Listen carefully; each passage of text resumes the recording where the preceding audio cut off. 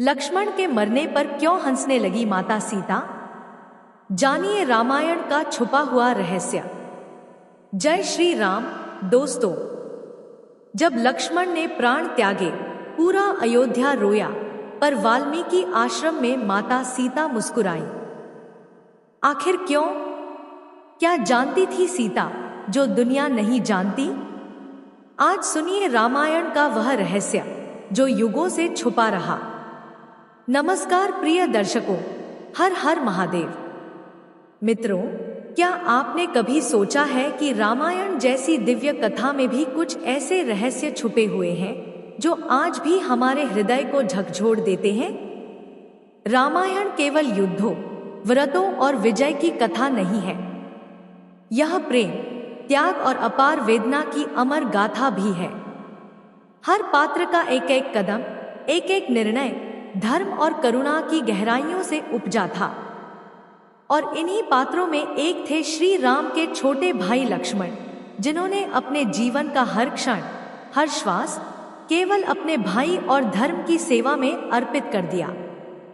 परंतु जब लक्ष्मण का अंत आया, जब उन्होंने अपने प्राण त्यागे, तब एक ऐसा दृश्य घटा जो आज भी रामायण प्रेमियों के हृदय में एक प्रश्न बनकर धड़कता है। वाल्मीकि आश्रम में जब माता सीता को लक्ष्मण की मृत्यु का समाचार मिला, तो वह दुख में नहीं डूबी, बल्कि उनके मुख पर एक रहस्यमय मुस्कान फैल गई। जी हाँ, एक मुस्कान जिसे देखकर आश्रम के मुनि, बालक, यहाँ तक कि स्वयं वाल्मीकि भी मौन हो गए। क्यों मुस्कुराई थी माता सीता? क्या वह कोई उपहास था? क्या वह कोई क्रोध था? या फिर वह उस सत्य का बोध था जो केवल एक सती, एक त्यागमयी स्त्री ही जान सकती है? प्रिय मित्रों, आज हम उसी रहस्य के पर्दे को हटाने जा रहे हैं जिसे युगों से केवल सनातन के मर्मज्ञ जन ही समझ सके हैं। आज हम जानेंगे कि लक्ष्मण जैसे महापुरुष के अंतिम समय पर माता सीता की वह रहस्यमय हंसी क्या संदेश लेकर आई थी। क्या वह संसार के इस छलावे, धर्म की कठोर परीक्षा और प्रेम के असह्य त्याग पर एक गहन प्रतिक्रिया थी? या फिर वह मुस्कान सृष्टि के उस अदृश्य नियम की स्वीकृति थी जिसमें हर त्याग, हर बलिदान मात्र एक लीला बन जाता है? तो आइए आज हम इस छुपे हुए अध्याय में प्रवेश करते हैं, जहां रामायण का एक अनंत रहस्य हमारी प्रतीक्षा कर रहा है, जहां त्याग की महिमा और माया के खेल के बीच माता सीता की रहस्यमय मुस्कान हम सबको एक अनंत सत्य का दर्शन कराएगी। हमारा एकमात्र उद्देश्य सनातन धर्म की महिमा का प्रसार करना है, न कि किसी भी प्रकार से उसे आहत करना। यदि इस कथा के वर्णन में हमसे कहीं कोई त्रुटि रह गई हो, किसी भी शब्द या भाव में कोई कमी आई हो, तो कृपया उसे सद्भावना से क्षमा करें। यदि यह कथा आपके हृदय को स्पर्श करे, आपको आध्यात्मिक अनुभव प्रदान करे, तो कृपया वीडियो को लाइक करें, चैनल को सब्सक्राइब करें और अपना आशीर्वाद बनाए रखें। आपका स्नेह ही हमारे लिए सबसे बड़ा बल है। तो आइए प्रिय श्रोताओं, बिना किसी देरी के आरंभ करते हैं आज की प्रेरणादायक कथा। यह कथा सतयुग के समय की है। उस काल में एक पवित्र राज्य था जिसका नाम था अंबा नगरी।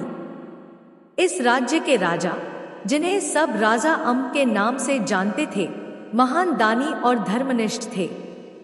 उनके द्वार से कभी कोई याचक खाली हाथ नहीं लौटता था। राजा अम्ब की रानी का नाम था आमली। रानी आमली अद्भुत रूपवती थी और पतिव्रता एवं गुणों की खान थी। राजा अम्ब अपनी रानी से अत्यंत प्रेम करते थे। राजा और रानी के 2 पुत्र थे। बड़े पुत्र का नाम था सरवर और छोटे का नाम था नीर। दोनों पुत्र संस्कारवान थे और अपने माता पिता के प्रति अत्यंत आज्ञाकारी थे। एक दिन स्वर्गलोक में देवताओं के स्वामी इंद्रदेव अपने दिव्य सिंहासन पर विराजमान थे। तभी अचानक उनका सिंहासन हिलने लगा। यह देखकर इंद्रदेव के मन में चिंता उत्पन्न हुई।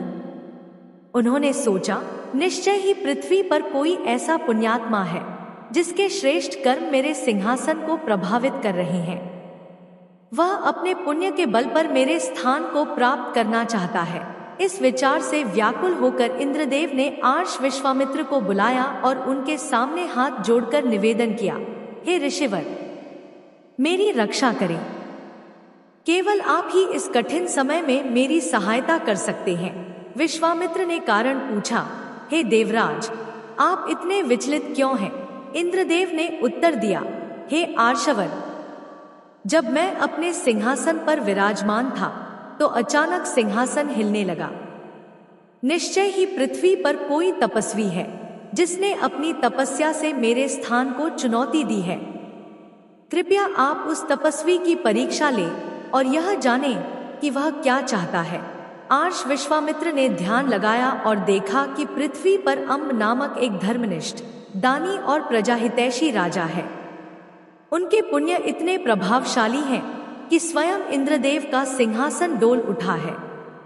यह सुनकर इंद्रदेव को बड़ा आश्चर्य हुआ। उन्होंने कहा, यह कैसे संभव है? कोई गृहस्थ जीवन में रहते हुए इतनी तपस्या कैसे कर सकता है कि मेरे सिंहासन को प्रभावित कर दे? जब संसार से विरक्त होकर ऋषिमुनि हजारों वर्षों तक तप करते हैं, तब कहीं जाकर ऐसा प्रभाव उत्पन्न होता है, और आप कह रहे हैं कि यह प्रभाव एक राजा के कारण हो रहा है। यह मेरी समझ से परे है। विश्वामित्र ने शांत भाव से कहा, हे देवराज, सत्य यही है।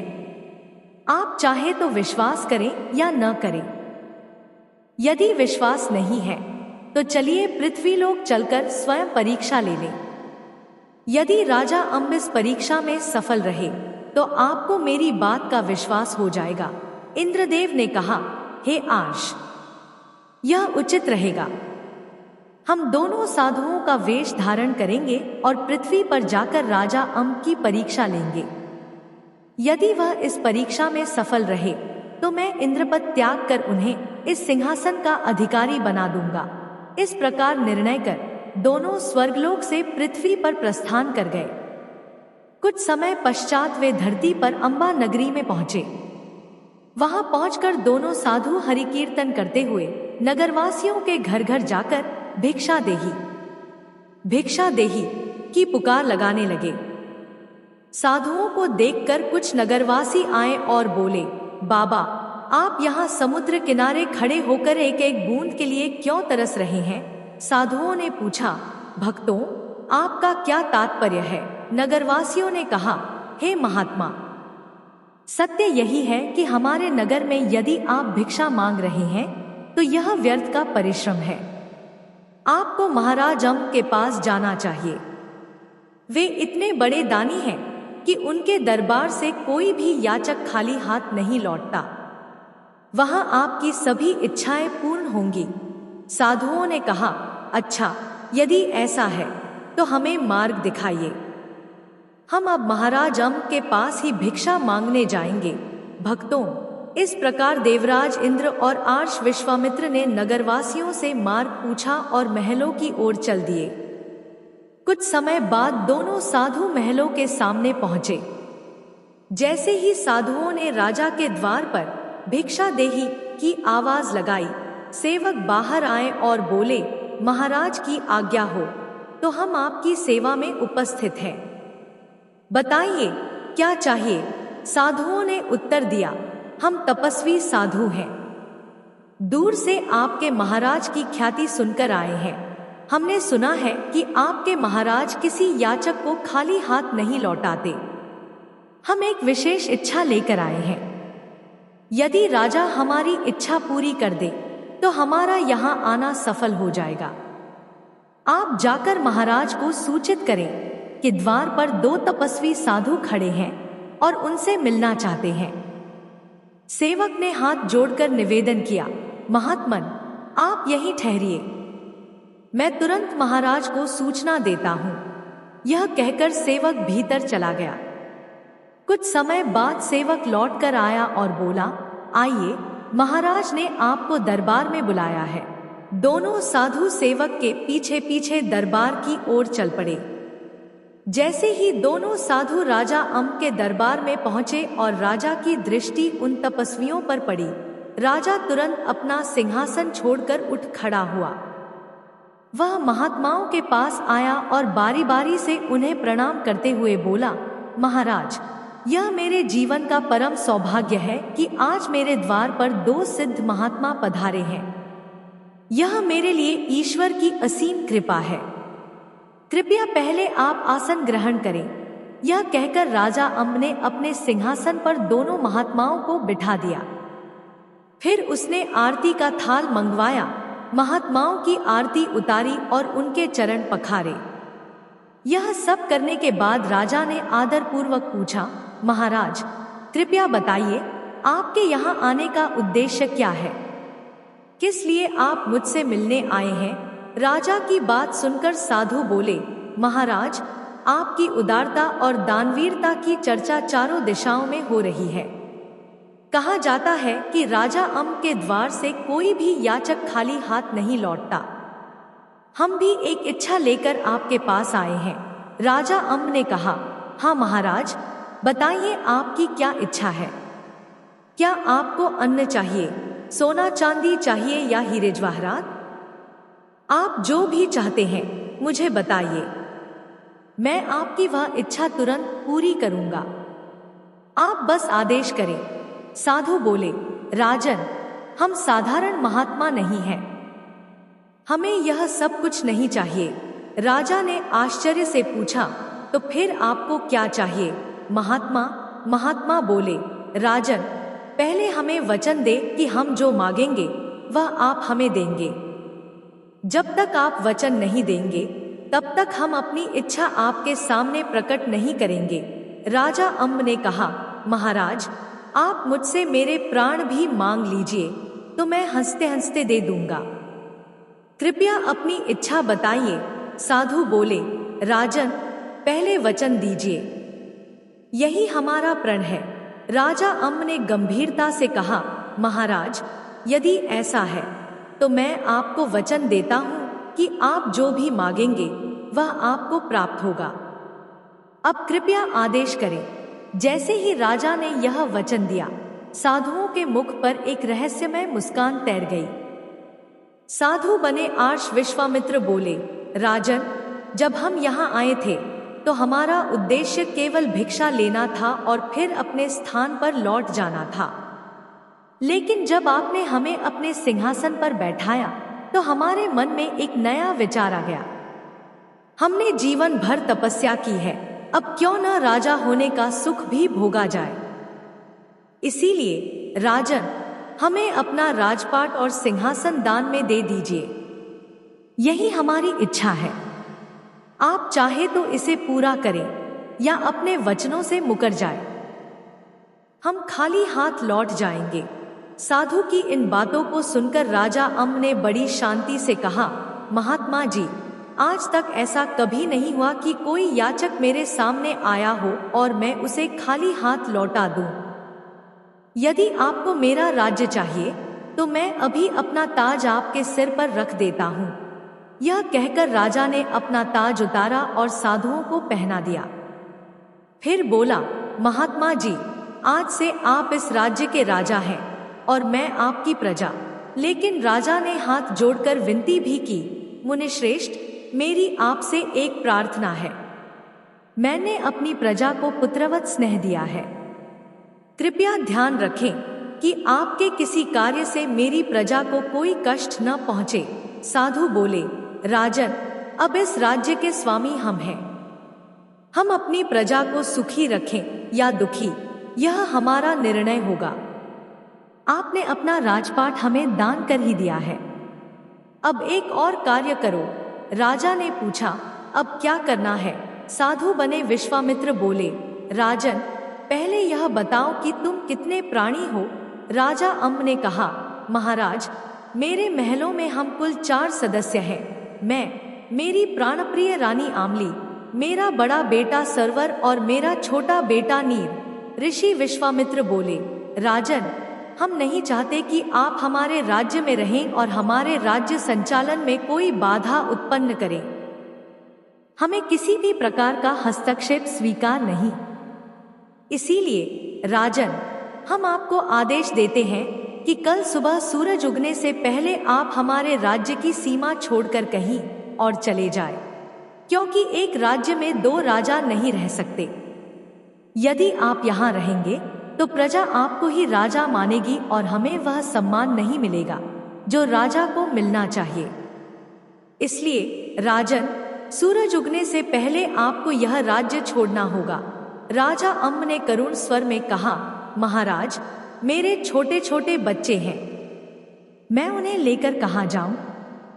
कृपा कर मुझ पर इतना बड़ा अन्याय न करें। मैं वचन देता हूं कि मैं आपके किसी कार्य में हस्तक्षेप नहीं करूंगा। विश्वामित्र बोले, राजन, हमने जो कह दिया है वह अटल है। या तो आप राज्य छोड़ दें या हम यहाँ से चले जाएंगे। लेकिन ध्यान रहे, यदि हम खाली हाथ लौटे तो आपका वचन टूट जाएगा। अब आप निर्णय लें कि वचनों का पालन करेंगे या राजा बनकर यहीं रहेंगे। साधु के इस उत्तर को सुनकर राजा अम्ब कुछ समय तक मौन रहकर गहन विचार करते रहे। अंततः उन्होंने संयमित स्वर में कहा, महाराज, मैंने निर्णय कर लिया है। विश्वामित्र बोले, कहो राजन, आपने क्या निर्णय लिया है? राजा अम्ब बोले, महात्मा जी, मैंने तय कर लिया है कि मैं अपने वचनों का पालन करूंगा। आज रात ही मैं अपनी रानी और बच्चों को लेकर अंबा नगरी से दूर चला जाऊंगा। साधु बने आर्ष विश्वामित्र बोले, राजन, हमें आपसे यही अपेक्षा थी। अब आप महलों और राज्य को छोड़ने की तैयारी करें। और सुनो राजन, तुमने अपने सभी राजपाट का दान कर दिया है। अब महल की सारी वस्तुएं हमारे अधिकार में हैं। इसीलिए जब तुम महलों से प्रस्थान करो तो ध्यान रहे कि तुम्हारे शरीर पर केवल तन ढकने वाले वस्त्र हों। राजसी वस्त्र, गहने, हीरे जवाहरात सब हमारे हैं। यदि तुमने राज्य की कोई भी वस्तु साथ ले जाने की चेष्टा की तो वह चोरी मानी जाएगी। राजा अम्ब ने हाथ जोड़कर कहा, महाराज, आप चिंता न करें। जैसा आप कह रहे हैं वैसा ही होगा। अब मुझे जाने की अनुमति दीजिए। ऋषि विश्वामित्र बोले, जाओ राजन, तुम्हें अनुमति है। भक्तों, इस प्रकार राजा अम्ब साधुओं से अनुमति लेकर अपना राजपाट सौंपकर खाली हाथ महलों की ओर चल दिए। कुछ समय बाद जब राजा महलों में पहुंचे तो उनकी प्राणप्रिय रानी आमली दौड़कर उनके पास आई। रानी ने पूछा, पियाजी, क्या बात है? आप इतनी जल्दी दरबार से लौट आए और आपके सिर का ताज कहाँ है? राजा अम्ब का गला भर आया। वह सोचने लगे कि रानी से कैसे कहें कि अब मैं राजा नहीं रहा, कैसे बताएं कि अब वह रानी नहीं रही और हमें यह महल छोड़कर दर दर भटकना होगा। रानी आमली ने फिर पूछा, पियाजी, आप चुप क्यों हैं? आपके चेहरे पर इतनी उदासी क्यों है? कुछ तो बोलिए, मेरा हृदय बैठा जा रहा है। रानी की यह बातें सुनकर राजा अम्ब बोले, महारानी, आज कुछ ऐसा हुआ कि एक साधु ने हमें भिखारी बना दिया। रानी ने व्याकुल होकर पूछा, कैसे? ऐसा क्या हुआ? राजा अम्ब ने सारा घटनाक्रम रानी को सुनाया। कैसे दरबार में साधु आए, कैसे उन्होंने सारा राजपाट और संपत्ति मांग ली। उन्होंने यह भी बताया कि अब महल के राजसी वस्त्र भी हमारे नहीं रहे, हमें केवल साधारण वस्त्रों में इस नगर को छोड़कर जाना होगा। राजा अम्ब ने कहा, महारानी, वह साधु अब इस नगर का राजा है। उसने आदेश दिया है कि हमें आज ही यह नगर खाली करना होगा। अब आप ही बताइए, मैं क्या करूं? रानी बोली, पियाजी, आप वही करें जो आप हमेशा से करते आए हैं। आपके दरबार से कोई याचक कभी खाली हाथ नहीं गया। यदि आज किसी तपस्वी ने आपसे राजपाट मांग लिया तो इसे विधाता की इच्छा मान लीजिए। हमारे नसीब में जितने दिन का सुख लिखा था वही हमें मिला। जो होना होता है वह पहले से तय होता है। इसीलिए पियाजी, राजपाट जाने का शोक मत करें। मैं हर परिस्थिति में आपके साथ हूँ। राजा अम्ब ने जब अपनी पत्नी की यह बातें सुनी तो उनकी आंखें भर आईं। उन्होंने रानी के सामने हाथ जोड़ते हुए कहा, रानी, तुम धन्य हो। मुझे यह कहते हुए संकोच हो रहा था कि मैं अब राजा नहीं रहा, लेकिन तुमने मेरी सारी चिंता पल भर में दूर कर दी। मैं जीवन भर तुम्हारा आभारी रहूंगा। रानी बोली, पियाजी, अब समय न गवाएं, चलने की तैयारी करें। शाम ढलने वाली है और हमारे साथ हमारे 2 छोटे बच्चे भी हैं। राजसी वस्त्रों को त्याग दे और साधारण कपड़े पहन ले, ताकि कोई हमें पहचान न सके। यदि नगरवासियों ने हमें देख लिया तो वे हमें जाने नहीं देंगे। राजा बोले, तुम सही कहती हो रानी, हमें ऐसा ही करना होगा। मित्रों, इस प्रकार राजा और रानी ने अपने राजसी वस्त्रों को त्याग दिया और साधारण पुराने कपड़े पहन लिए। अपने दोनों पुत्रों सरवर और नीर को साथ लिया और सबकी नजरों से बचते हुए, जैसे कोई चोर चोरी छिपे निकलता है, वैसे ही अपने महलों से बाहर निकल गए। चलते चलते वे चारों एक घने और सुनसान जंगल में पहुंच गए। चारों ओर घना अंधकार था। रानी आमली इस जंगल को देखकर घबरा गई। चलते चलते रानी ने कहा, पियाजी, यह जंगल बहुत भयानक है। दूर दूर तक कोई इंसान नजर नहीं आ रहा। हमारे छोटे छोटे बच्चे भी हमारे साथ हैं। मुझे उनकी चिंता हो रही है। राजा अम्ब बोले, रानी, चिंता तो मुझे भी हो रही है कि कहीं कोई जंगली जानवर हम पर हमला न कर दे, लेकिन हम अभी भी अपने नगर की सीमा के भीतर हैं। यदि हमने रात को यहीं रुकने का निर्णय लिया और सुबह हो गई तो मेरा वचन टूट जाएगा। मैंने तपस्वी को वचन दिया है कि सूरज उगने से पहले मैं अंबा नगरी से बाहर चला जाऊंगा, इसीलिए हमें निरंतर आगे बढ़ना होगा। रानी ने राजा की यह बात सुनी और कहा, ठीक है पियाजी, ईश्वर का नाम लेकर हम आगे बढ़ते हैं। अब केवल परमात्मा का ही सहारा है। वह जो करेंगे अच्छा ही करेंगे। मित्रों, इस प्रकार चारों प्राणी पूरी रात चलते रहे। सूरज उगने से ठीक पहले वे अपने नगर की सीमा को पार कर दूसरे राज्य की सीमा में प्रवेश कर गए। जब राजा अम्ब ने दूसरे राज्य की सीमा में कदम रखा तो उन्होंने राहत की सांस ली और रानी से कहा, प्रिय, अब चिंता की कोई बात नहीं है। हम अपने राज्य की सीमा से बाहर आ गए हैं। चलो अब इस नगर में कोई ठिकाना ढूंढते हैं। भक्तों, चलते चलते वे नगर के बाहर स्थित एक सराय पर पहुंचे। उस सराय की स्वामिनी एक भटियारीन थी। राजा ने उसके सामने हाथ जोड़कर कहा, मैया, हम विपत्ति में हैं। मेरे साथ मेरी पत्नी और 2 छोटे छोटे बच्चे हैं। यदि आपकी अनुमति हो तो हम कुछ समय आपकी सराय में ठहरना चाहते हैं। भटियारीन ने राजा और उनके परिवार की फटे पुराने कपड़ों में दशा देखी और बोली, मुसाफिर, यह सराय है, कोई यतीम खाना नहीं जहां कोई भी ऐसे ही आ जाए। यदि तुम्हें यहाँ रुकना है तो तुम्हें पैसे देने होंगे। यदि तुम्हारे पास पैसे नहीं हैं तो कहीं और ठिकाना ढूंढो। राजा अम्ब ने कहा, मैया, मेरे पास इस समय पैसे नहीं हैं, लेकिन एक उपाय है। भटियारी ने पूछा, कौन सा उपाय? राजा अम्ब बोले, हम चारों आपके यहाँ काम करने के लिए तैयार हैं। हमें अपनी सराय में नौकरी पर रख लीजिए। जो भी काम होगा हम उसे कर देंगे। इसके बदले में आप हमें केवल 2 समय का भोजन और रहने का ठिकाना दे दीजिए। राजा अम्ब की बातों को सुनकर भटियारीन ने मन ही मन विचार किया, यह तो बड़ा अच्छा प्रस्ताव है। आजकल नौकर भी बड़े महंगे मिलते हैं और टिकते भी नहीं। यह तो मेरे लिए लाभकारी रहेगा कि मुझे बिना खर्च के 4-4 नौकर मिल रहे हैं। भटियारीन ने कहा, मुसाफिर, मुझे तुम्हारा प्रस्ताव मंजूर है, लेकिन मेरी कुछ शर्तें हैं। राजा अम्ब ने आदरपूर्वक पूछा, मैया, आपकी क्या शर्तें हैं? भटियारी ने कहा, पहली शर्त यह है कि मैं तुम्हें जो भी काम दूंगी उसे तुम्हें करना होगा, चाहे वह कोई भी हो। राजा अम्ब ने विनम्रता से कहा, मैया, हमें आपकी यह शर्त स्वीकार है। भटियारी ने आगे कहा, मेरी दूसरी शर्त यह है कि अगर तुम चारों में से कोई बीमार पड़ जाता है या किसी कारणवश मेरा दिया हुआ काम पूरा नहीं कर पाता है, तो उस दिन मैं उसे भोजन नहीं दूंगी। राजा अम्ब ने फिर सिर झुकाते हुए कहा, मैया, हमें आपकी यह शर्त भी मंजूर है। भटियारी ने कहा, अब सुनो कि किसे क्या काम करना होगा।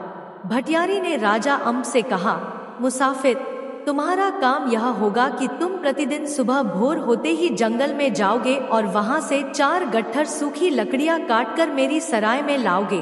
फिर उसने रानी से कहा, तुम्हारा काम यह होगा कि इस सराय में जो भी मुसाफिर आएंगे उनके लिए भोजन बनाना होगा। इसके बाद उसने दोनों बच्चों की ओर देखते हुए कहा, इन बच्चों का काम यह होगा कि मुसाफिरों के जूठे बर्तन धोए और इस सराय की साफ सफाई करें। यदि तुम लोग यह सब काम कर सकते हो तो जब तक चाहो इस सराय में रह सकते हो। राजा और रानी ने एक स्वर में कहा, मैया, हमें आपकी सभी शर्तें स्वीकार हैं। इस प्रकार चारों प्राणी भटियारी के यहाँ नौकर बनकर रहने लगे। भक्तों, यह भी किस्मत का अजीब खेल था। जो राजा अंबा नगरी का शासक था वह अब जंगल में लकड़ियां काट रहा था। जो रानी आमली कभी रसोई में कदम नहीं रखती थी, वह अब भटियारी की सराय में चूल्हा फूंक रही थी। और वे राजकुमार, जिनके खेलने और शिक्षा प्राप्त करने के दिन थे, वे नन्हे हाथों से जूठे बर्तन मांज रहे थे और भटियारी की सराय में झाड़ू लगा रहे थे। इस प्रकार चारों प्राणी भटियारी की सराय में काम करते हुए अपने दिन गुजारने लगे। आरंभ में जीवन कठिन लगा, लेकिन धीरे धीरे वे अपने काम में निपुण हो गए। उन्हें संतोष इस बात का था कि उनका राजपाट भले ही चला गया हो, लेकिन उन्होंने अपने वचन का पालन किया। इसी भावना के साथ वे भटियारी की सेवा में लगे रहे। 6 महीने बीत गए।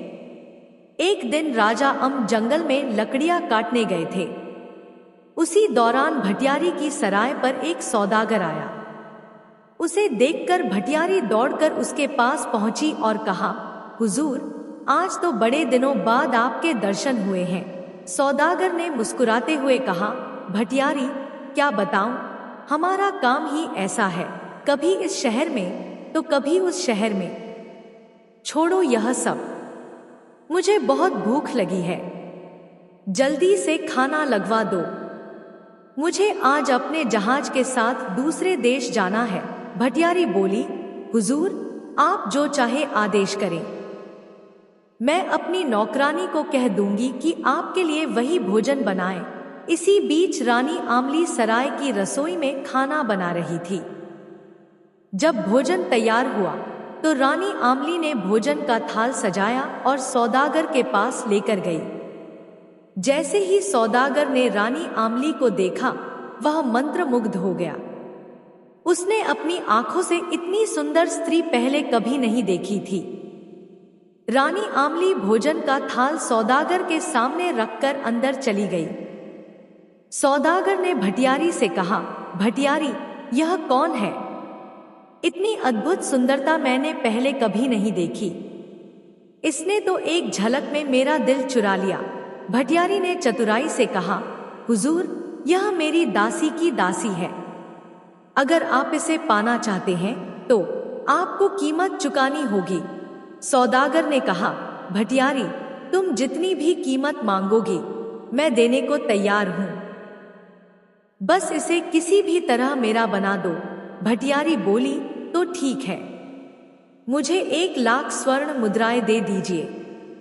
आप जहाज पर जाए, मैं इसे भोजन लेकर आपके पास भेज दूंगी।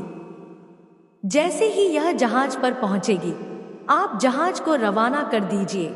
सौदागर ने भटियारी की शर्त मान ली और जहाज पर चला गया। भटियारी रानी आमली के पास गई और कहा, आमली, जल्दी से कुछ लोगों के लिए भोजन तैयार करो, तुम्हें इसे जहाज पर लेकर जाना होगा। रानी आमली ने कहा, मैया, मैं कैसे जा सकती हूँ? मुझे तो दरिया का रास्ता भी नहीं मालूम। जब से यहाँ आई हूँ मैंने सराय से बाहर कदम भी नहीं रखा। भटियारी बोली, तुम्हें इसकी चिंता करने की जरूरत नहीं, मैं तुम्हारे साथ चलूंगी। जल्दी से भोजन तैयार करो और मेरे साथ चलने की तैयारी करो। बेचारी रानी मना भी नहीं कर सकती थी। जब भटियारी ने उन्हें नौकरी पर रखा था तब साफ कह दिया था कि यहाँ ना सुनने की इजाजत नहीं है। यह सोचकर रानी ने भोजन पकाया, उसे बड़े बर्तन में रखा और भटियारी के साथ चल दी। जब सरवर और मीर ने अपनी माँ को जाते हुए देखा तो वे दौड़कर उनसे लिपट गए और बोले, मैया, हमें छोड़कर कहाँ जा रही हो? भटियारी ने बच्चों को डांटते हुए कहा, चुपचाप अंदर जाकर काम करो, नहीं तो आज रात का खाना भी नहीं मिलेगा। बच्चे भटियारी की क्रोधित आंखें देखकर सहम गए और चुपचाप अंदर चले गए। भटियारी रानी आमली को जहाज के पास ले गई और कहा, आमली, मेरे जोड़ों में दर्द है, मैं जहाज की सीढ़ियां नहीं चढ़ सकती। तुम यह भोजन लेकर जहाज पर जाओ और सौदागर से पैसे लेकर आओ। बेचारी रानी आमली भटियारी की चाल को समझ नहीं पाई। उसने भोजन का बर्तन उठाया और जहाज पर चली गई। जैसे ही रानी आमली जहाज पर पहुंची, दूर खड़ी भटियारी ने सौदागर को इशारा कर दिया। सौदागर ने इशारा पाते ही अपने जहाज का दरवाजा बंद करवा दिया और चालक को जहाज चलाने का आदेश दे दिया। जैसे ही जहाज के चालक ने संकेत पाकर जहाज को पानी में आगे बढ़ाया, रानी आमली को एहसास हुआ कि उसके साथ छल हुआ है। भटियारी ने धोखे से उसे इस जहाज पर भेज दिया था। यह समझकर रानी कांप उठी।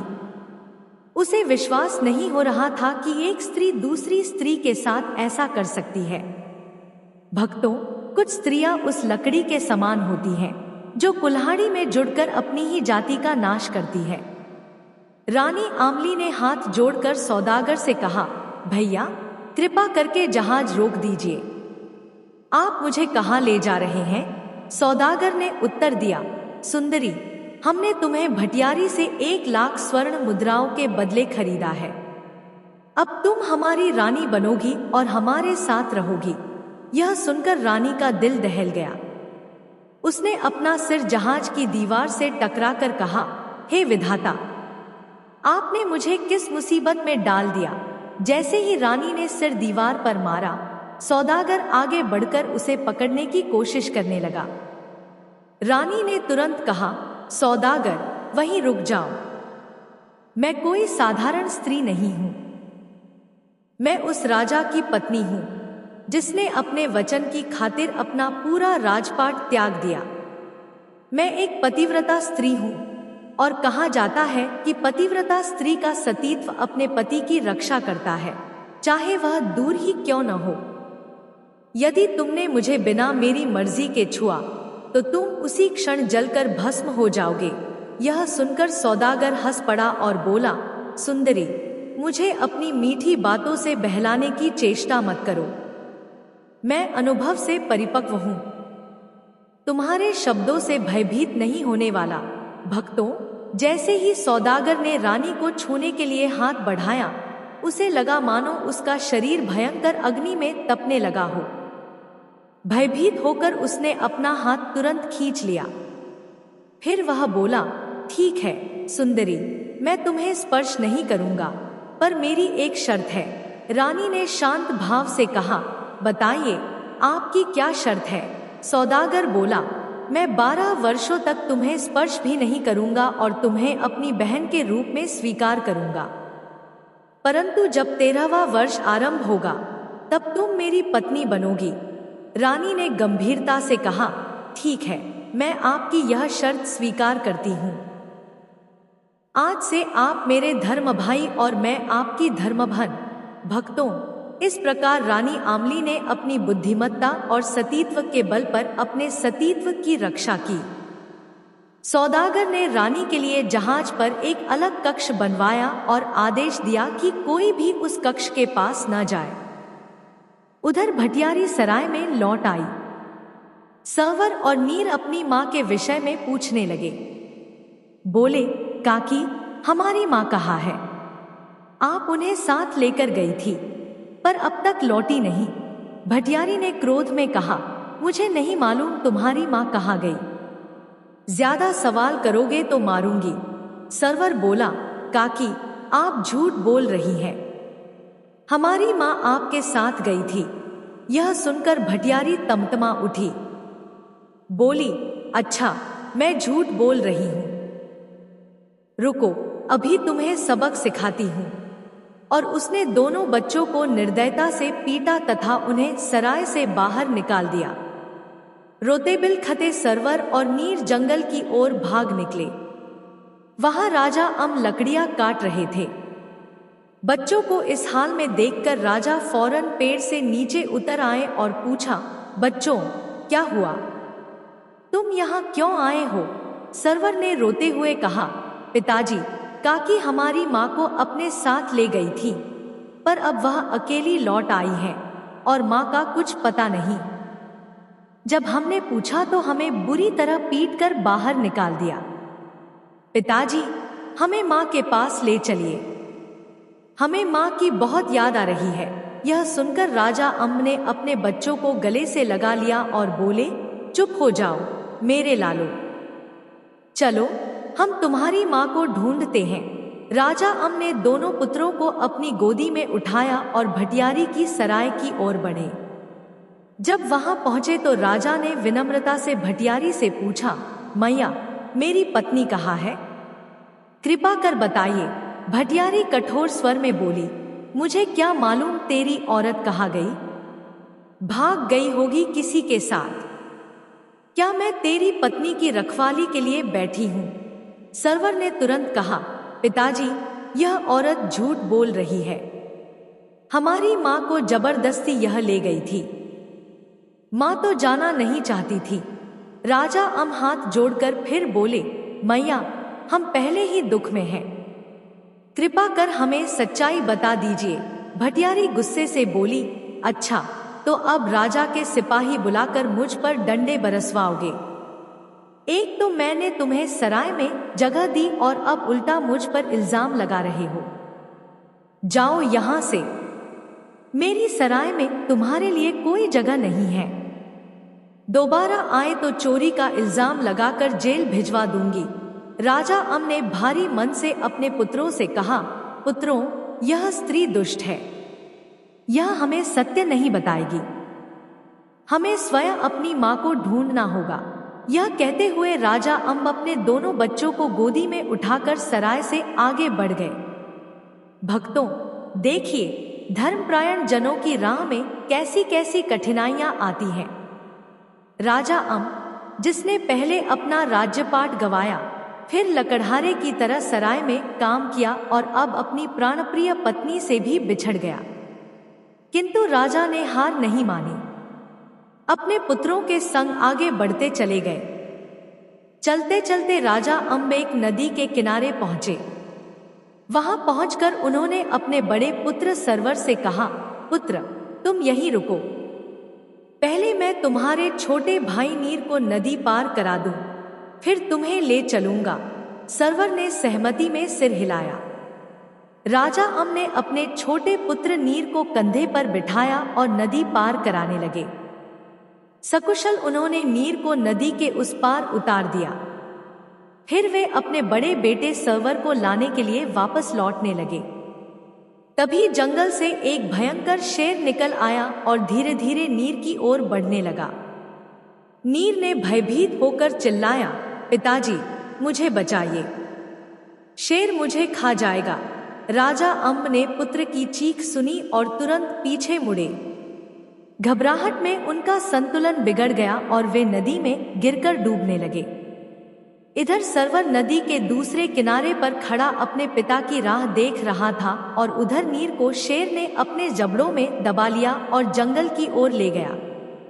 भक्तों, इस प्रकार चारों प्राणी एक दूसरे से अलग हो गए।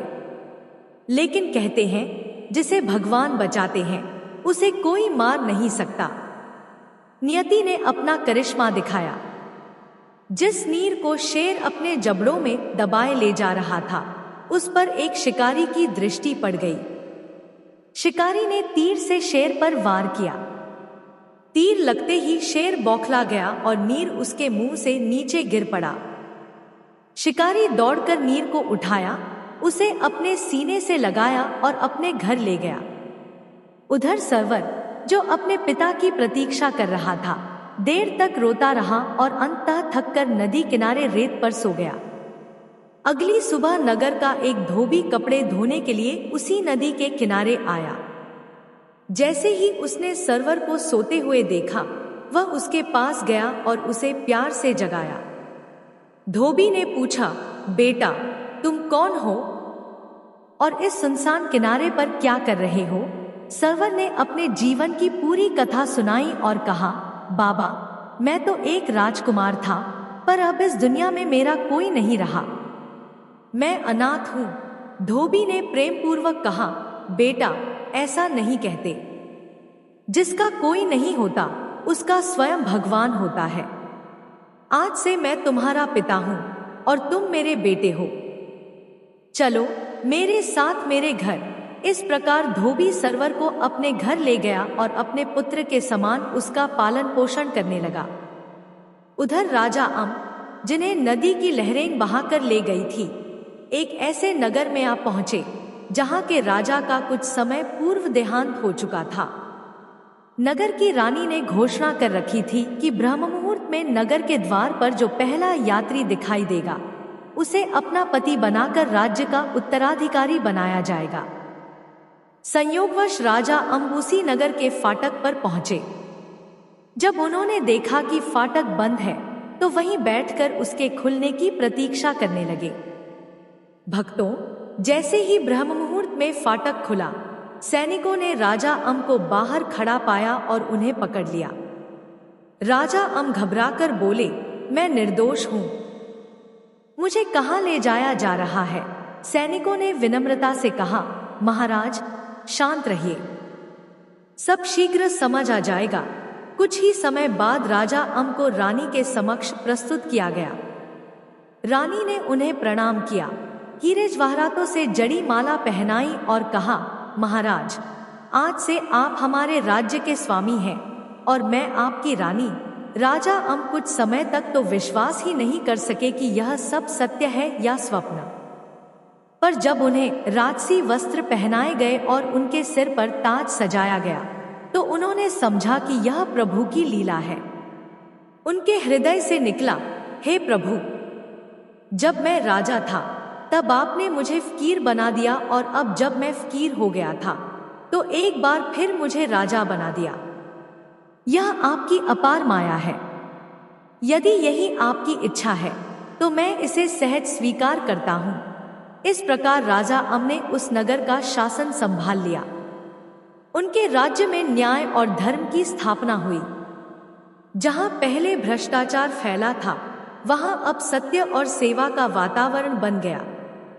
लूटपाट और अन्य बुराइयां समाप्त हो गई। चारों ओर समृद्धि और प्रसन्नता फैल गई। राजा अम्ब ने 11 वर्षों तक अत्यंत न्यायप्रियता और धर्मनिष्ठा से शासन किया।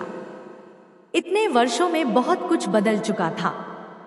उनके दोनों पुत्र सरवर और नीर, जिन्हें एक शिकारी और एक धोबी ने पाला था, जवान हो चुके थे। संयोगवश दोनों उसी नगर में पले बड़े जहां राजा अम्ब अब राज्य कर रहे थे। जब वे युवक बने, उसी समय राजा अम्ब ने राज्य की सेना के विस्तार हेतु नवयुवकों के लिए एक प्रतियोगिता आयोजित करवाई। घोषणा हुई कि जो प्रतियोगिता में विजय होगा, उसे सेना में नियुक्त किया जाएगा। जब यह समाचार सरवर और नीर तक पहुंचा, तो उन्होंने अपने पालक माता पिता से अनुमति लेकर प्रतियोगिता में भाग लिया। अपनी कुशलता और पराक्रम से दोनों ने प्रतियोगिता जीत ली और राजा अम्ब की सेना में भर्ती हो गए। दोनों पूरी निष्ठा और ईमानदारी से अपने कर्तव्यों का पालन करने लगे। भक्तों, देखिए नियति का अद्भुत खेल। न तो सरवर और नीर जानते थे कि वे सगे भाई हैं, और न ही उन्हें यह ज्ञात था कि राजा अम्ब उनके पिता है। उन्हें बस यही विश्वास था कि उनके माता पिता अब इस संसार में नहीं रहे। समय अपनी गति से आगे बढ़ता रहा। वही दिन धीरे धीरे निकट आ गया जिसका सौदागर बेसब्री से इंतजार कर रहा था। रानी आमली का हृदय चिंता और भय से व्याकुल था।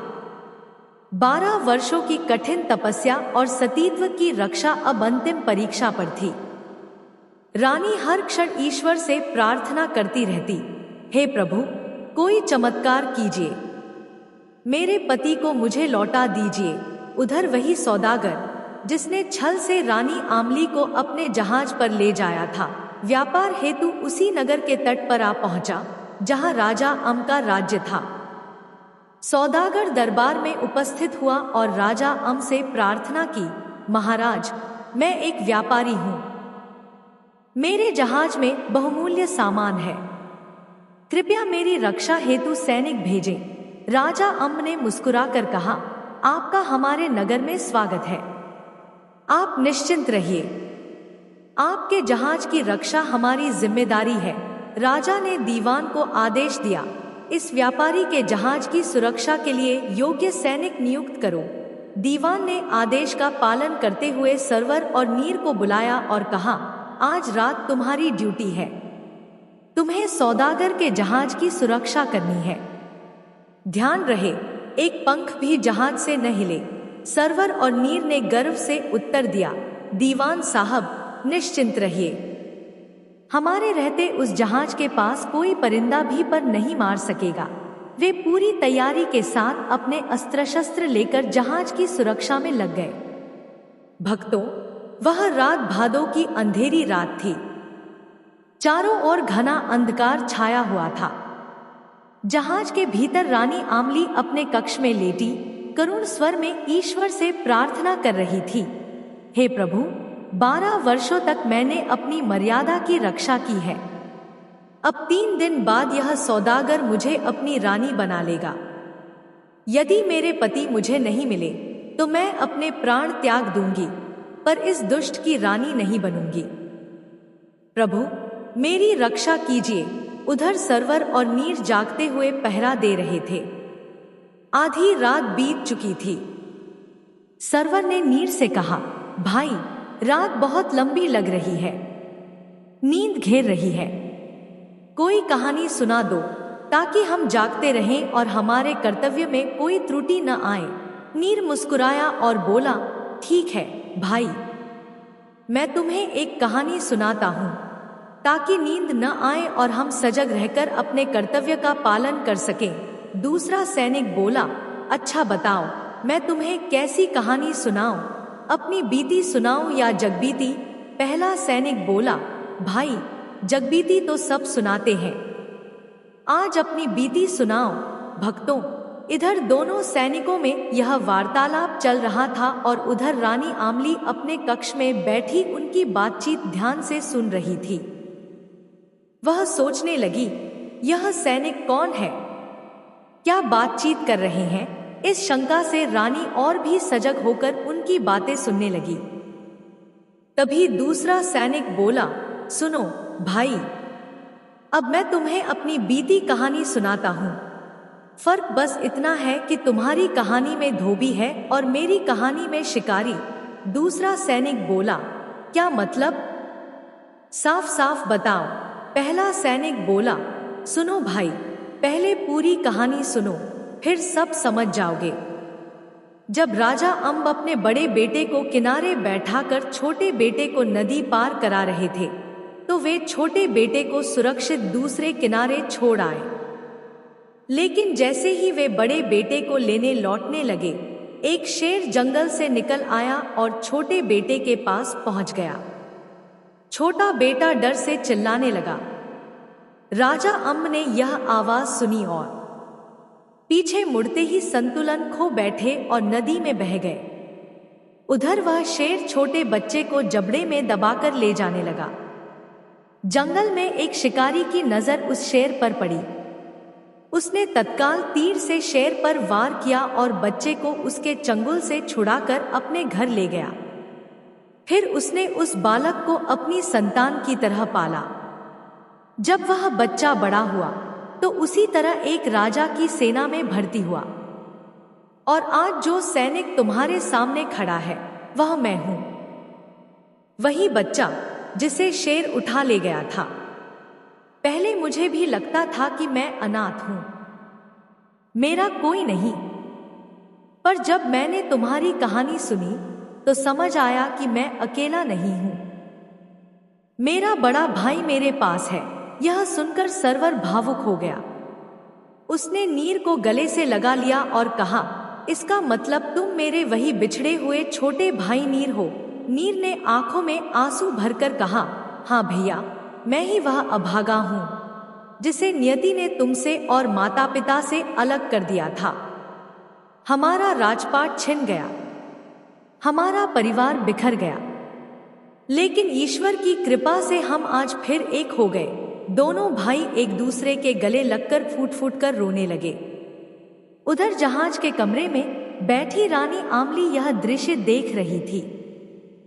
उन्होंने दोनों सैनिकों की बातचीत सुनी और जैसे ही उन्हें सब ज्ञात हुआ, वे भी फूट फूट कर रो पड़ी। उनके हृदय से एक ही वाणी निकली, हे प्रभु, आपका लाख लाख धन्यवाद। आपने मेरे बिछड़े हुए बेटों के दर्शन कराए। रानी आमली का मन बार बार अपने दोनों बेटों को गले लगाने को व्याकुल हो उठता, परंतु वह स्वयं को रोक लेती। मन में विचार आया, यदि इस समय मैं बच्चों के पास गई और किसी तरह सौदागर को इसका आभास हो गया तो वह मेरे बच्चों को हानि पहुंचा सकता है, मुझे कहीं और बंद कर देगा। नहीं, मुझे धैर्य रखना होगा, तभी इस दुष्ट को उसके पापों की सजा दिला पाऊंगी। यही सोचकर रानी चुपचाप बैठी रही, कुछ नहीं बोली।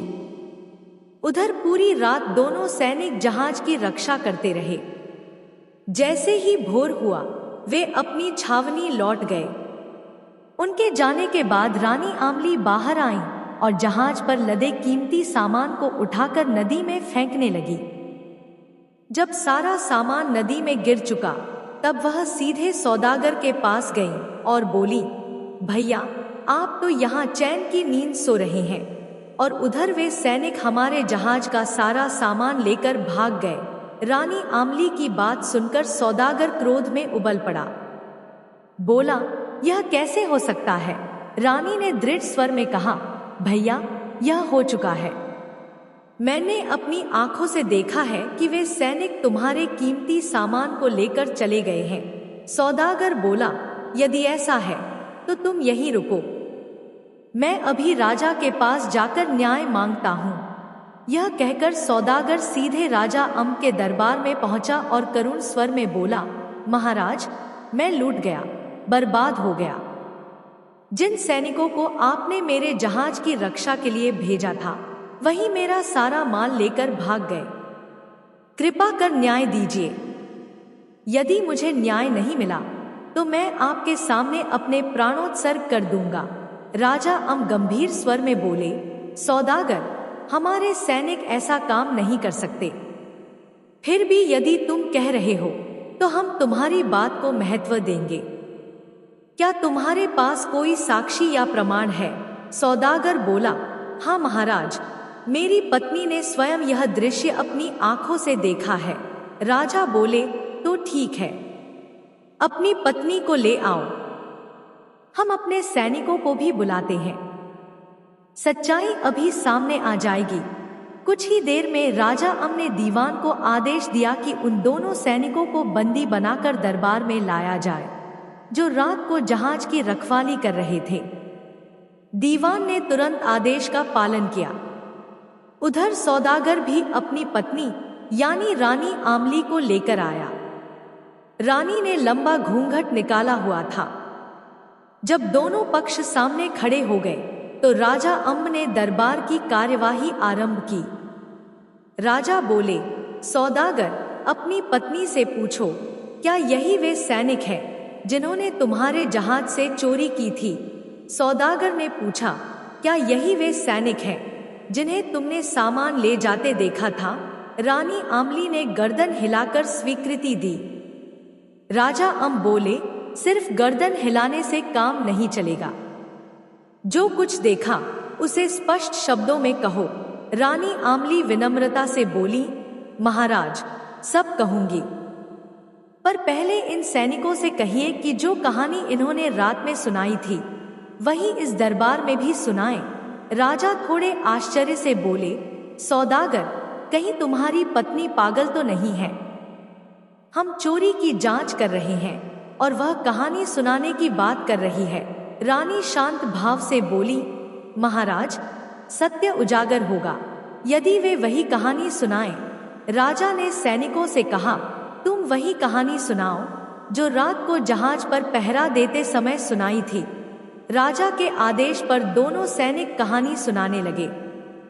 उनकी कहानी सुनकर राजा अम की आंखें भर आईं। वे बोले, सैनिकों, तुम जिस पिता का उल्लेख कर रहे हो वह मैं स्वयं हूं। मैं जल में डूबा था, फिर लहरों ने मुझे इस नगर तक पहुंचा दिया और यहाँ के लोगों ने मुझे राजा बना दिया। इतना कहकर राजा सिंहासन से उठे और सरवर व नीर को गले से लगा लिया। दोनों रोते हुए बोले, पिताजी, हमारी माँ कहाँ है? तभी सौदागर के पास खड़ी स्त्री ने अपना घूंघट हटा दिया और ममता से भरे स्वर में बोली, लालो, आओ मेरी गोद में, मैं ही तुम्हारी माँ आमली हूँ। यह सुनकर समूचा दरबार भाव विभोर हो गया। रानी आमली ने सबके सामने अपनी आपबीती सुनाई, कैसे भटियार ने धोखे से उन्हें सौदागर के हाथों बेच दिया, कैसे उन्होंने अपनी इज्जत की रक्षा की। यह सब सुनकर सौदागर थरथर कांपने लगा। वह रोते हुए राजा अम्ब से बोला, महाराज, मुझसे भूल हो गई, मैं भटक गया था, भटियार ने मुझे बहकाया था। राजा गंभीर स्वर में बोले, सौदागर, तू भी गुनहगार है और वह भटियार भी। तुम दोनों ने हमारे परिवार को दुख दिया है, इसलिए सजा भी तुम्हें मिलेगी। राजा ने आदेश दिया, सैनिकों, चक्करपुर नगरी जाकर उस भटियार को बंदी बनाकर ले आओ। सैनिक शीघ्रता से गए और भटियार को पकड़कर ले आए। राजा ने पूछा, भटियार, क्या तुम मुझे पहचानती हो? मैं वही हूं जिसने तेरे लिए जंगल से लकड़ियां काटी थी, और यह मेरी वही रानी है जिसे तूने सौदागर को 1 लाख में बेचा था। भटियार भय से कांपने लगी, गिड़गिड़ाकर बोली, जहां पनाह, मुझे क्षमा कर दीजिए, मैं लोभ में आकर पाप कर बैठी, मैं पापिणी हूं, शायद उसी पाप का फल आज भुगत रही हूं। यह कहते हुए भटियार ने अपना वस्त्र हटाया। उसके शरीर पर कोढ़ फैल चुका था, घावों से मवाद रिस रहा था। यह दृश्य देखकर राजा बोले, भटियार, तुझे तो ईश्वर ने पहले ही तेरे पापों की सजा दे दी है, अब मैं तुझे क्या दंड दूं? इसके बाद राजा ने रानी आमली से पूछा, रानी, बताओ, इस सौदागर को क्या दंड दिया जाए? रानी ने शांत स्वर में कहा, महाराज, सत्य यह है कि इसने मुझे अगवा किया और मेरे बच्चों से 12 वर्ष दूर रखा, परंतु यह भी सत्य है कि इन वर्षों में इसने मेरा स्पर्श तक नहीं किया। इसने मुझे बहन की तरह सम्मान दिया। अतः महाराज, मैं चाहती हूं कि इसे क्षमा कर दिया जाए। जैसे भटियार को ईश्वर ने दंडित किया, वैसे ही यह भी अपने कर्मों का फल अवश्य भोगेगा। राजा अम बोले, ठीक है रानी, यदि तुम्हारी यही इच्छा है तो हम इसे जाने देते हैं। सौदागर ने राजा और रानी के चरणों में सिर नवाया, क्षमा मांगी और वहां से चल पड़ा। जैसे ही वह जाने लगा, रानी आमली ने पीछे से पुकारा, ठहरो सौदागर, क्या तुम्हें तुम्हारा सामान नहीं चाहिए जो तुम्हारे जहाज से चोरी हुआ था? जान लो, तुम्हारे जहाज से कुछ भी चोरी नहीं हुआ है, तुम्हारा सारा सामान दरिया में बहा दिया गया है। जाते जाते दरिया से अपना सामान ले लेना। भक्तों, इस प्रकार चारों बिछड़ी हुई आत्माएं, राजा अम, रानी आमली और उनके दोनों पुत्र सरवर और नीर, एक दूसरे से मिलकर अत्यंत हर्षित हुए। तभी आकाश मार्ग से एक दिव्य विमान उतरा। उसमें से 2 साधु उतरे। वे कोई साधारण साधु नहीं, बल्कि स्वयं देवराज इंद्र और ऋषि विश्वामित्र थे। दोनों महात्माओं ने राजा अम्ब को प्रणाम किया और अपनी असली पहचान प्रकट करते हुए कहा, राजन, तुम्हारे धर्म, त्याग और पुण्य की चर्चा तीनों लोकों में फैली हुई थी। इसी कारण हम तुम्हारी परीक्षा लेने आए थे। किंतु राजन, जैसा सुना था उससे भी कहीं अधिक श्रेष्ठ तुम्हें पाया। तुम्हारी भक्ति, निष्ठा और तपस्या से हम अत्यंत प्रसन्न हैं। इसलिए राजन, हम तुम्हें वरदान देना चाहते हैं। मांगो, क्या चाहते हो? राजा अम्ब ने बड़ी विनम्रता से कहा, आशीर्वाद दे, यही पर्याप्त है। मेरी कोई इच्छा नहीं। मेरी रानी से पूछ लीजिए। यदि उनकी कोई अभिलाषा हो तो कृपा करके उसे पूर्ण कीजिए। रानी आमली ने हाथ जोड़कर कहा, यदि आप मुझे वरदान देना चाहते हैं तो यह आशीष दीजिए कि जब जब मैं पृथ्वी पर जन्म लूं तब तब मैं इन्हीं की पत्नी बनूं, और जो मेरे पुत्र हैं वे हर जन्म में मेरी ही संतान बने रहें। ऋषि विश्वामित्र ने प्रसन्न होकर कहा, तथास्तु, ऐसा ही होगा। इसके बाद ऋषि विश्वामित्र ने कहा, राजन, जो राज्य हमने तुमसे दान में मांगा था वह राज्य भी अब हम तुम्हें लौटा रहे हैं। यह राज्य तुम्हारा ही है। यह कहकर देवराज इंद्र और ऋषि विश्वामित्र अपने विमान में सवार होकर स्वर्गलोक को लौट गए। देवताओं के प्रस्थान के बाद राजा अम्ब ने एक राज्य अपने छोटे पुत्र नीर को सौंप दिया और दूसरे राज्य का राजा अपने बड़े पुत्र सरवर को बना दिया। फिर राजा अम्ब और रानी आमली ने सांसारिक सुखों का त्याग किया और तपस्या के लिए वन की ओर प्रस्थान कर गए। तो साथियों, यह थी राजा अम्ब, रानी आमली और उनके पुत्र सरवर और नीर की कथा। एक ऐसी कथा जिसमें परमात्मा की अद्भुत लीला और धर्म मार्ग पर चलने वालों की विजय का अमूल्य संदेश छिपा है। दर्शक बंधु, यह कथा यही समाप्त नहीं होती। अब हम रामायण के उस रहस्य को उजागर करने जा रहे हैं जो आज तक आपसे छुपा रहा। आखिर लक्ष्मण के मरने पर माता सीता क्यों हंस पड़ी थी?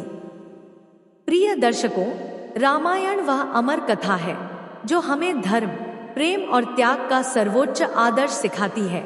लेकिन इस दिव्य गाथा में एक ऐसा रहस्य भी छुपा है जिसे सुनकर आप चकित रह जाएंगे।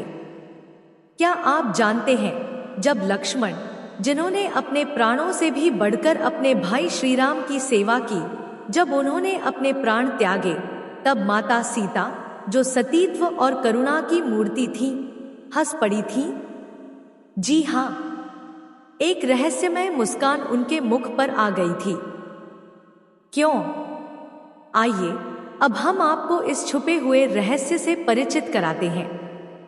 जब लव और कुश द्वारा राम कथा सुनाई जा रही थी, तब माता सीता वाल्मीकि आश्रम में थी।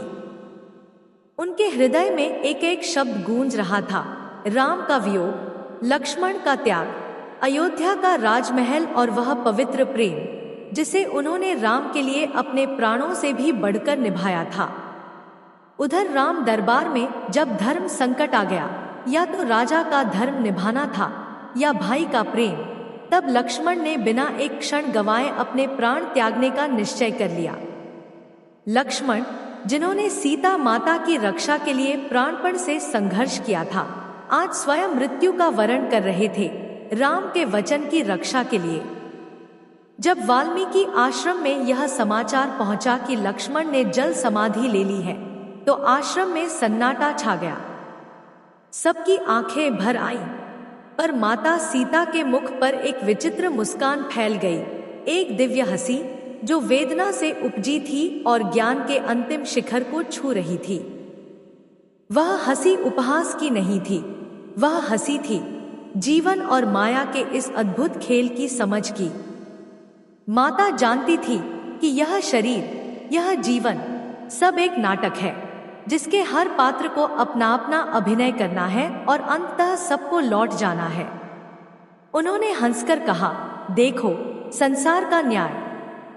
जिसने जीवन भर त्याग किया, सेवा की, वही आज अपने भाई की मर्यादा के लिए मृत्यु का वरण कर रहा है। यह संसार त्याग का मूल्य नहीं समझता, पर लक्ष्मण ने जो किया वह सदा अमर रहेगा। यह मुस्कान थी ज्ञान की, वैराग्य की और परम प्रेम की। प्रिय मित्रों, माता सीता की वह मुस्कान हमें सिखाती है कि इस जीवन में मोह, माया, दुख और प्रेम सब क्षणिक हैं। सच्चा सुख त्याग में है, सच्चा प्रेम वचन पालन में है और सच्चा जीवन दूसरों के लिए जीने में है। लक्ष्मण का बलिदान, सीता माता की वह गहन अनुभूति और राम का धर्मपथ, ये सभी हमें यही संदेश देते हैं कि इस संसार में कुछ भी स्थायी नहीं है। न सुख, न दुख, न विजय, न पराजय, केवल प्रेम, सेवा और कर्तव्य का अमर प्रकाश ही शेष रह जाता है। वीडियो पसंद आई हो तो हमारे चैनल को लाइक और सब्सक्राइब करें। कमेंट बॉक्स में जय श्री राम अवश्य लिखें। धन्यवाद मित्रों, जय श्री राम।